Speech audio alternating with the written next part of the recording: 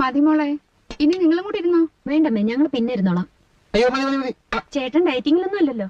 നിന്റെ ഈ ആക്രമണം എന്നെ പരിപൂർണ ഡയറ്റിങ്ങിലേക്ക് നയിക്കും. ഇതല്ലേ അത്? കാഞ്ചന ഈ മാതിരി മാലയാണോ? ഈ കറുത്ത മണിയുള്ള മാലയുടെ പേര് കരിമണി മാല എന്നല്ലേ? എന്താ ചേട്ടനൊരെണ്ണം മേടിച്ച് കഴുത്തിലിടുന്നുണ്ടോ?